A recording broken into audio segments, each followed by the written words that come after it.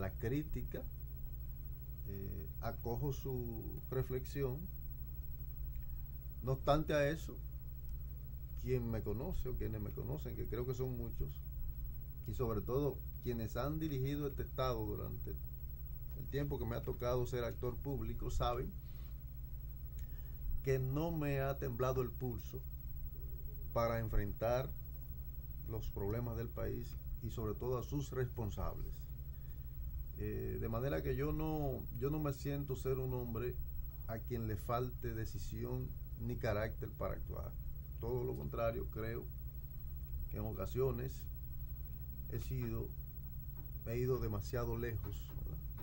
Creo que en ocasiones he puesto en riesgo mi propia vida y la de mis seres más queridos, ¿verdad?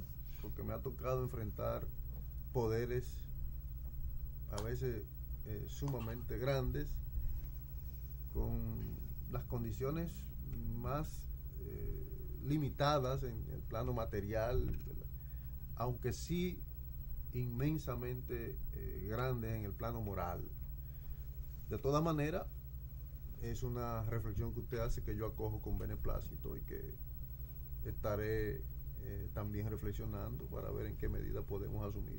Fidel, después del proceso electoral, los desafíos que tiene, la situación actual del Frente Amplio y los desafíos que tiene para este año y de cara al 16, por supuesto.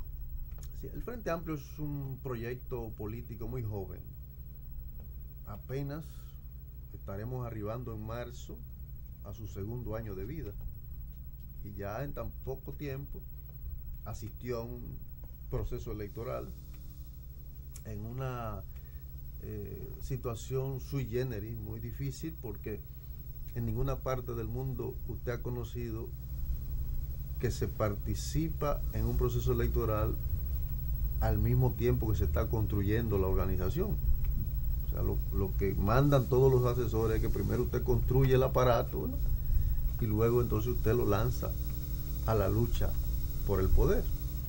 A nosotros nos correspondió prácticamente dar fundación al Frente Amplio en marzo del 2011, y ya en mayo del 2012 estábamos participando en unas elecciones.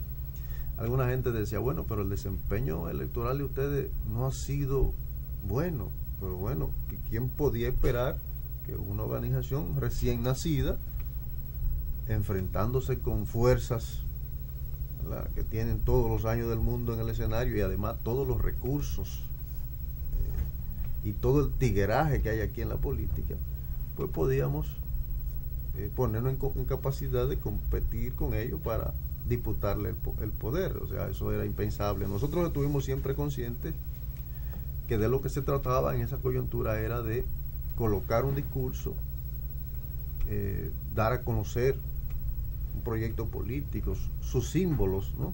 Y sobre todo aprovechar la coyuntura electoral para unificar las prácticas políticas de más de 8 organizaciones políticas de izquierda que suscribimos el proyecto Frente Amplio, y otras organizaciones sociales que también han sido parte de esta iniciativa.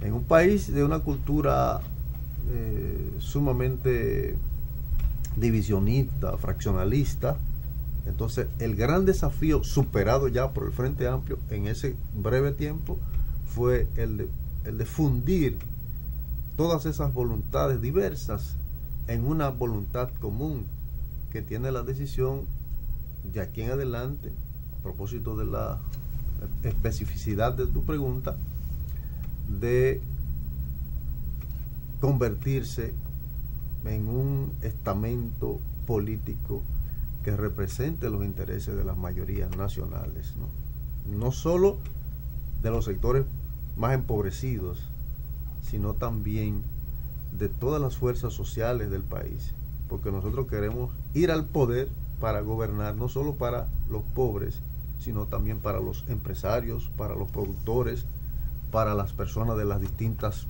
iglesias del país, para los dominicanos en el extranjero. Queremos también ser poder para contribuir al desarrollo de las mujeres, al desarrollo de las amas de casa, de los estudiantes, es decir, que este es un proyecto con una perspectiva de nación. Y entonces el desafío nuestro comienza a tomar cuerpo en un proyecto ya de convención nacional que se realizará el 3 de marzo próximo, una convención nacional que va a modificar todos los elementos constitutivos del Frente Amplio, porque acuérdense que el Frente Amplio a los fines legales es la continuidad del MIUCA, y nosotros no quisimos hacer grandes cambios a la estructura, a los estatutos, a las líneas del MIUCA, porque si complicábamos eso en el momento en que estábamos solicitando el cambio de nombre, pues le dábamos mucho más obstáculos al proceso mismo. Decidimos solo cambiar el nombre, ¿verdad? Y postergar la discusión de todos estos aspectos, que es lo que estamos haciendo en estos momentos. El Frente Amplio se va a convertir en un instrumento político con gran capacidad de respuesta en el plano electoral, pero también en las luchas. A propósito de la lucha, Fidel, el año pasado, los últimos 4 meses, las calles y la plaza del país fueron escenario de una juventud lanzada a las calles en la lucha contra la corrupción y contra la impunidad, en la lucha contra la crisis y el paquetazo que se esperaba venir. Ahora comentábamos al inicio del programa cómo los precios de la canasta básica se han disparado y el grito de las amas de casa. Los desafíos de la sociedad en este año frente a un presidente que apenas tiene 5 meses y que ha dado algunas señales de que quiere hacer las cosas, señales de austeridad, de irse al campo, de sorprender, de andar sin la parafernalia del presidente anterior. O sea, ahí hay un conjunto de cosas. ¿Cómo valorarla desde el Frente Amplio y cuál va a ser la actitud del Frente Amplio en este escenario que se vislumbra será un escenario conflictivo en la sociedad dominicana en este 2013? Pero el Frente Amplio ha dado señales temprano de cuál es su postura. ¿Te refieres a todas esas luchas que se dieron? Te puedo decir que la primera organización que salió a las calles a pararse en las esquinas con letreros, ¿verdad?, llamando a que se le diera respuesta al reclamo contra la corrupción y rechazando la perspectiva de la reforma del Frente Amplio. Lo encuentras, si tú buscas, en los meses de inmediatamente posterior a la toma de poder, Frente Amplio en las calles, la 27 con Lincoln, ¿verdad?, la zona universitaria, los barrios, ¿verdad?, movilizándose. Y cuando vas a las movilizaciones que se dieron, obviamente ahí está el Frente Amplio, todas esas movilizaciones. Claro, no solo el Frente Amplio, pero nuestra gente está ahí en primera fila. Cuando tú buscas los actores principales, María Teresa Cabrera, Jesús Jadón, ¿verdad?, los jóvenes que están frente a esa dinámica, están los del Frente Amplio, metidos ahí de lleno. Evidentemente hemos dicho, y lo reiteramos hoy, nuestro papel es de oposición.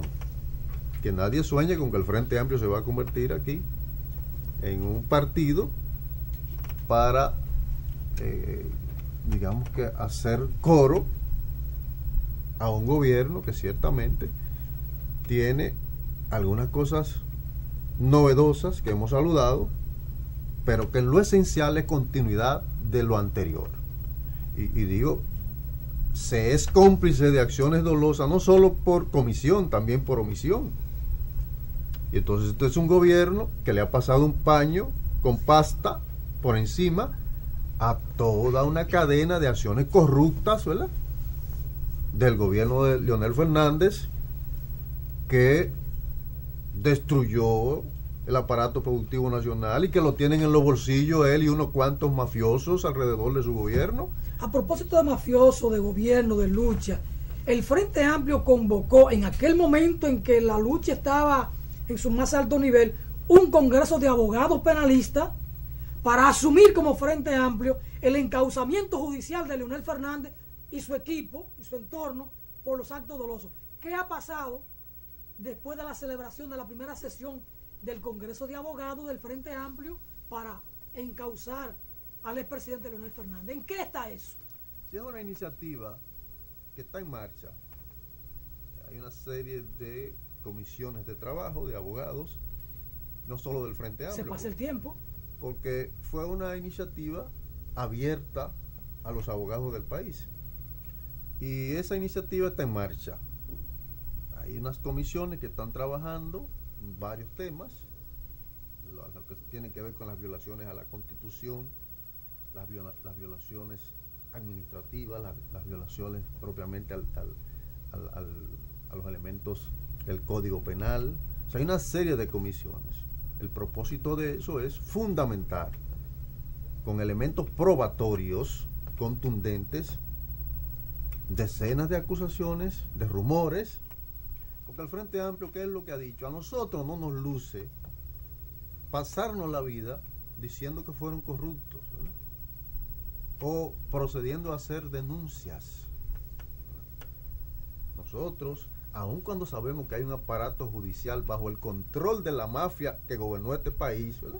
Porque hay que reiterarlo, eso lo sabe todo el mundo. Esas cortes de la República Dominicana son hechura de Leonel Fernández y su grupo. Y aquí yo creo que no hay un dominicano que tenga expectativa de que con esas cortes judiciales se pueda llegar a una condena de estos gánsteres, ¿verdad?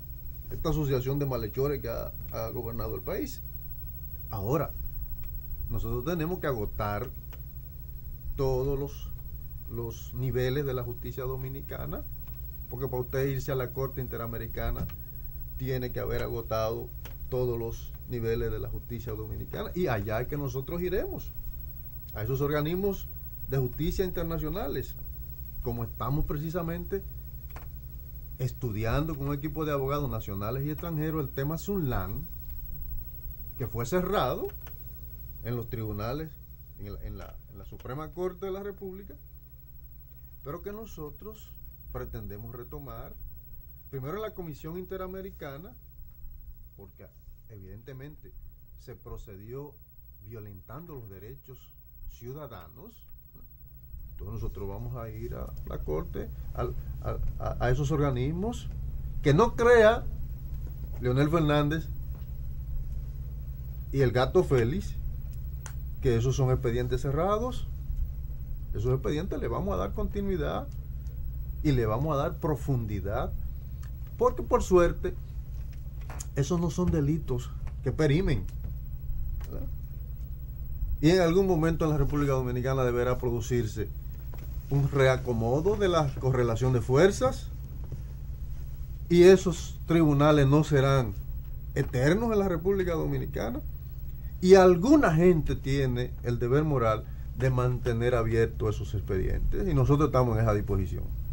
Pero Duarte decía, el crimen no prescribe ni queda jamás impune.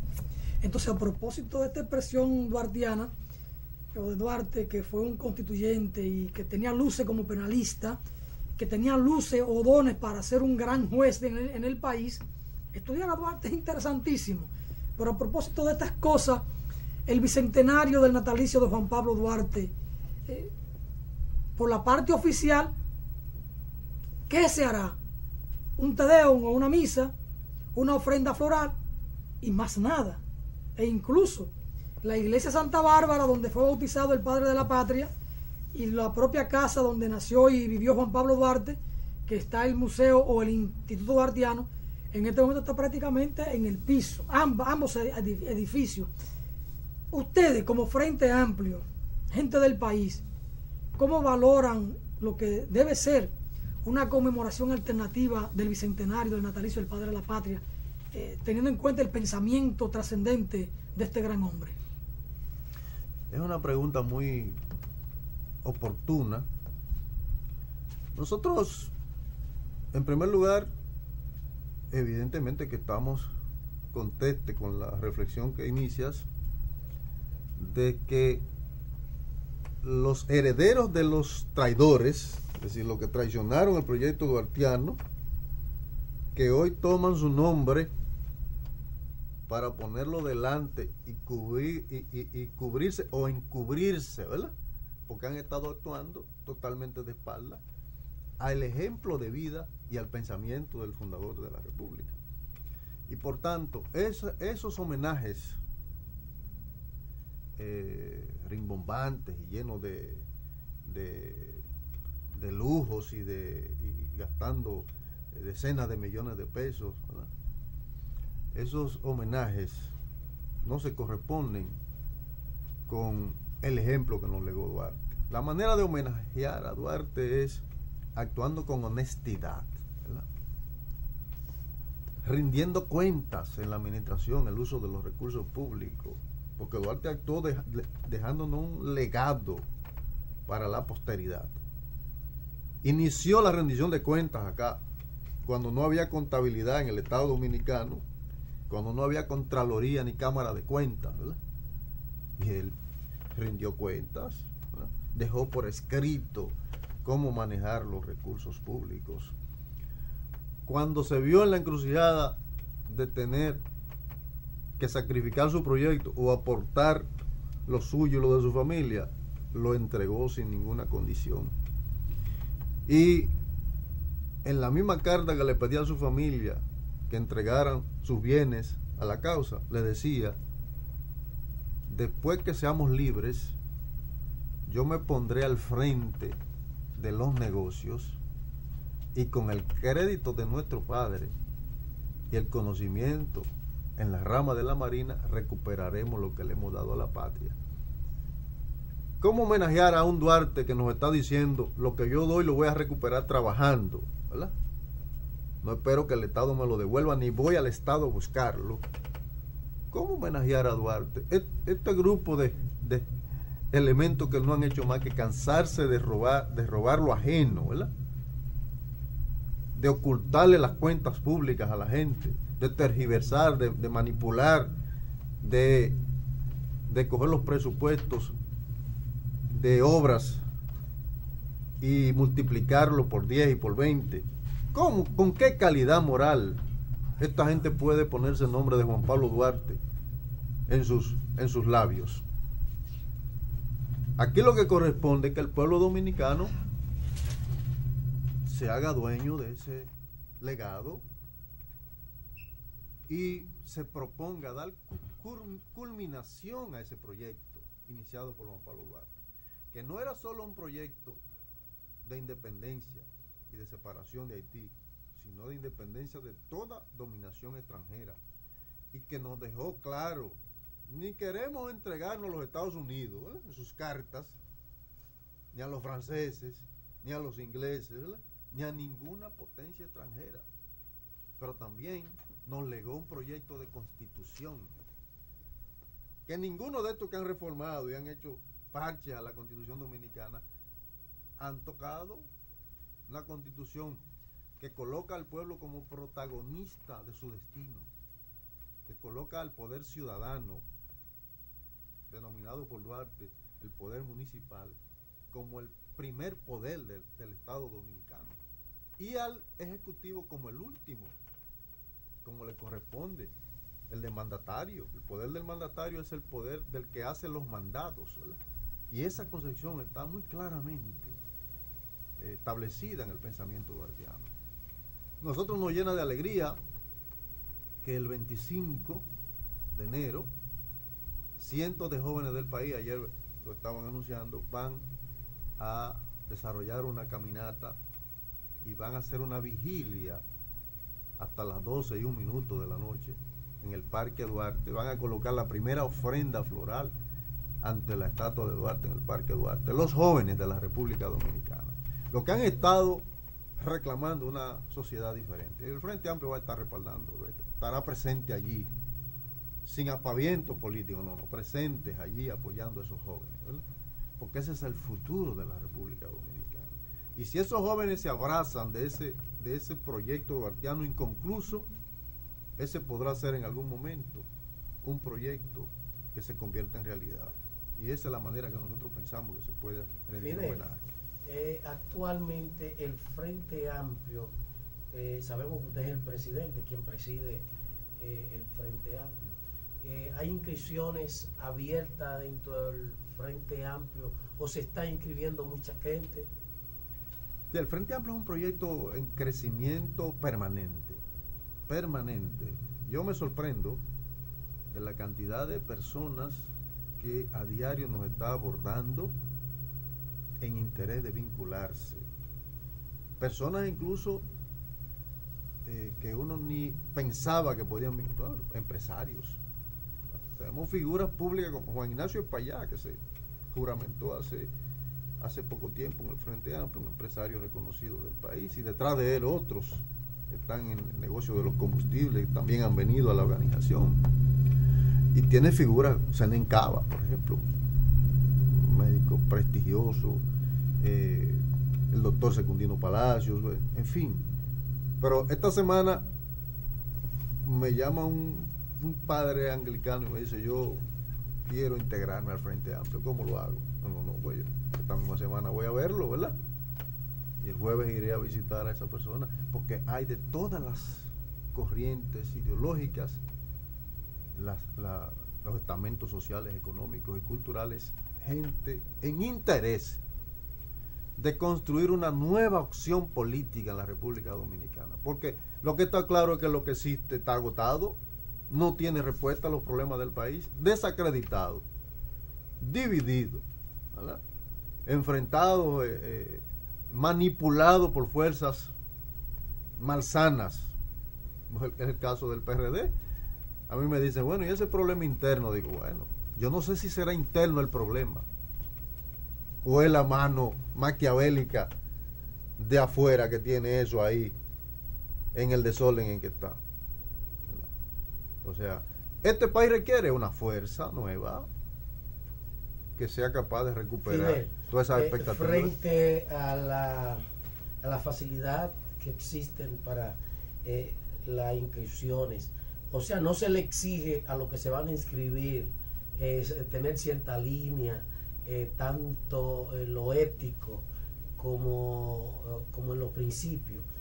Es una pregunta. Segundo, ¿y ustedes abrirán el abanico para concertar con Guillermo, como el grupo de los Ramón Almanza, la integración de Virtudes, la integración del grupo catorcista, la integración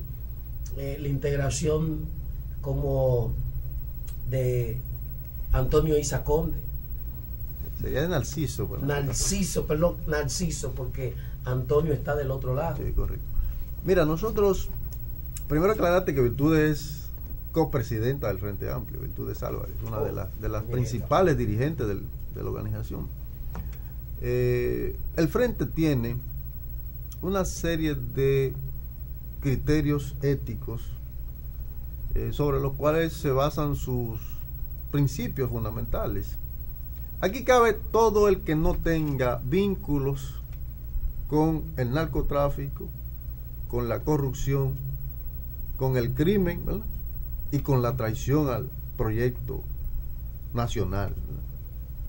Aquí cabe la diversidad de actores sociales, económicos, culturales, políticos, que ha estado en lucha por la democracia, por mejorar la institucionalidad del país. O sea, nosotros no tenemos puertas cerradas para ninguno de estos sectores.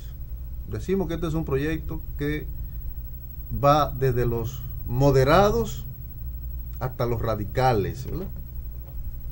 Caben en el Frente Amplio, ¿verdad? Aquí no caben ni los que quieren devolverse al Trujillato, o sea, los reaccionarios, ni caben tampoco los conservadores, los que quieren que esto siga igual, ¿verdad? Ahora, gente honesta, decente, de pensamiento moderado, ¿verdad? Porque hay mucha gente que, digamos, tiene el temor de cambios muy radicales porque, bueno, tiene sus intereses. Aquí caben en el Frente Amplio, porque nosotros decimos, se trata de dar inicio a un proceso de cambios.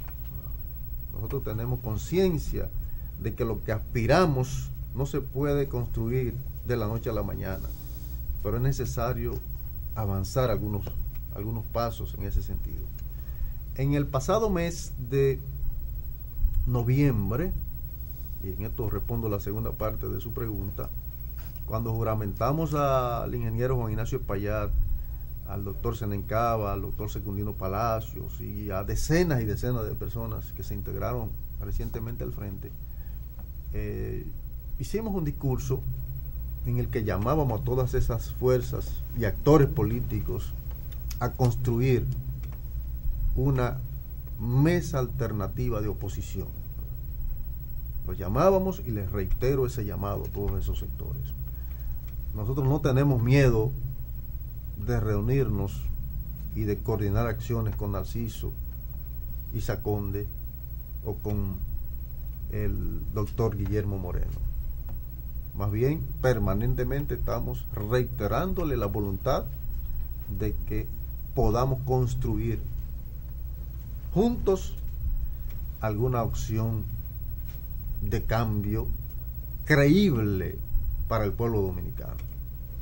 El Frente es una organización por principio unitaria. Obviamente, solo se puede dar la unidad con los que quieren estar unidos, ¿verdad? O sea, usted se puede cansar de llamar a la unidad y hay gente que no quiere, ¿verdad? Hay gente que prefiere ser cabeza de un ratoncito, un bigañuelo, ¿verdad? Y no ser parte de un gran proyecto. Nosotros no nos cansaremos de insistir en la necesidad de la unidad. La unidad es esencial y Juan Pablo Duarte llamó a eso. Sed unidos y venceréis a vuestros enemigos y la patria será libre. Una última preguntita, Fidel Santana. Este pueblo en los últimos años libró una batalla, una lucha campal por el 4% para la educación. Finalmente se impuso la voluntad, el deseo del pueblo de que la ley sea respetada. Y afortunadamente el presidente Danilo Medina acogió esa petición y esa demanda del pueblo porque la presión ya era irresistible. Hoy vemos que los maestros, a través de sus sindicatos, se están planteando un aumento salarial a 30,000 pesos. Una ADP que hace tiempo no estaba planteando un tema como este, y uno se sorprende que un dirigente del PLD dirigiendo la ADP sea quien esté reclamando un aumento que por demás es justo para los maestros, pero querrán beberse o tragarse el 4% con el aumento del salario. ¿Ustedes han pensado cómo ver esto? Un tema interesantísimo. Mira, nuestra compañera dirigente del Frente Amplio, María Teresa Cabrera, que es la secretaria general. Dígale que venga por aquí para que veamos este tema con más profundidad. ¿Cómo no? Secretaria general de la ADP. Es la cabeza iniciadora de ese reclamo. Y el presidente de esa entidad no ha tenido otro camino que asumirlo porque los profesores y profesoras se van a movilizar con él o sin él, ¿verdad? Y ha tenido que ponerse a darle respuesta a esa aspiración justa. Ojo con esto, Alfonso.